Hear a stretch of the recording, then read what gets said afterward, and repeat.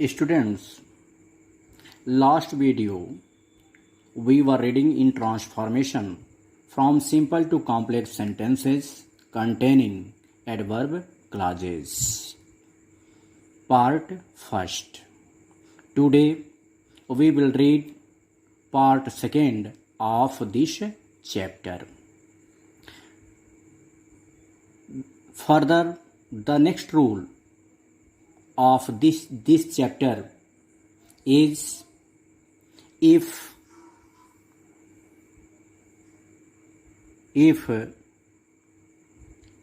simple sentence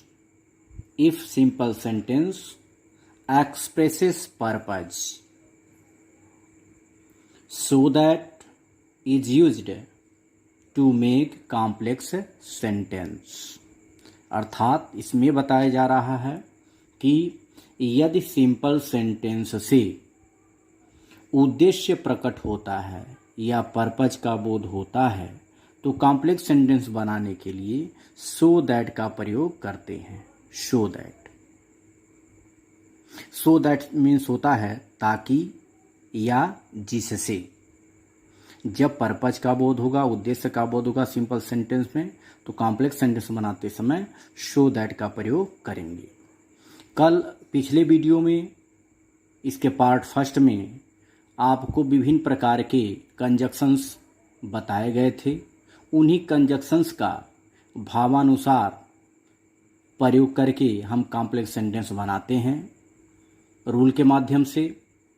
इस rule में ही बताया जा रहा है यदि सिंपल सेंटेंस से उद्देश्य का बोध होता है तो कॉम्प्लेक्स सेंटेंस बनाते समय सो दैट का प्रयोग करते हैं, जिसकी मीनिंग होती है ताकि या जिससे. तो आप यहाँ सिंपल सेंटेंस देख रहे हैं. Mukul worked hard for the purpose of gaining a prize. Mukul worked hard, Mukul ने कठिन परिश्रम किया.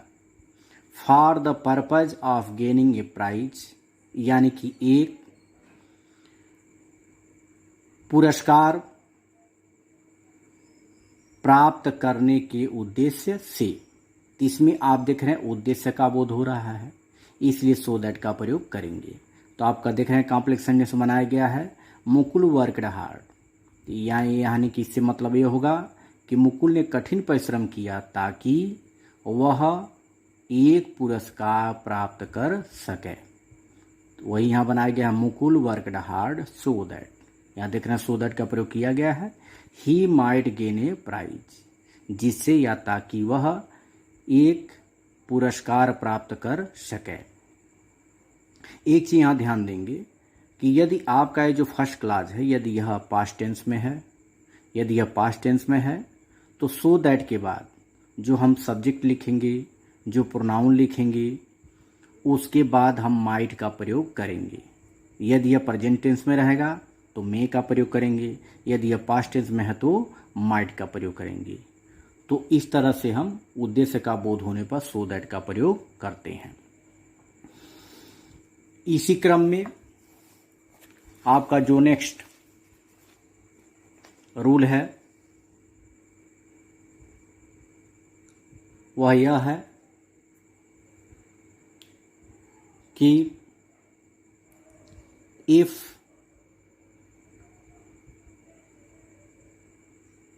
simple sentence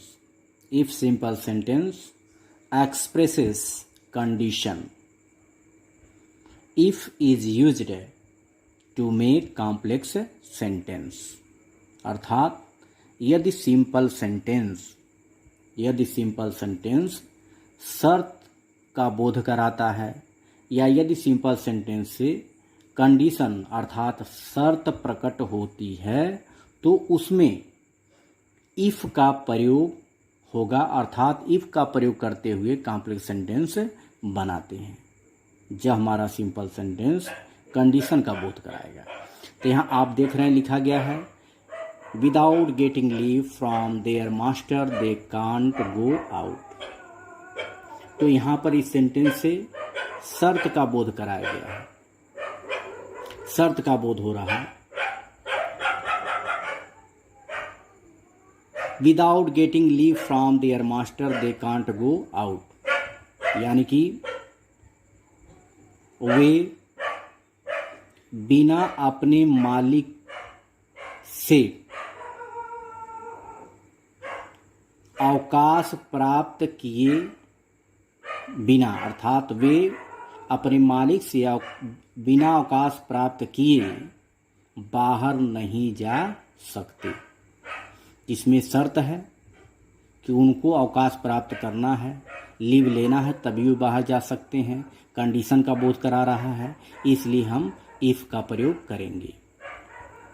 तो इसको बनाया गया है if they do not gate leave from their master, यानी कि यदि उनको उनके मालिक से अवकाश प्राप्त नहीं होता है या नहीं होगा तो दे कांट गो आउट, वे बाहर नहीं जा सकेंगे। यहाँ देख रहे हैं इफ का प्रयोग किया गया है, इसलिए भाव समझकर हम इफ का प्रयोग करेंगे जब सिंपल सेंटेंस से कंडीशन का बोध होगा। उसी तरह नेक्स्ट रूल है if simple sentence expresses contrast,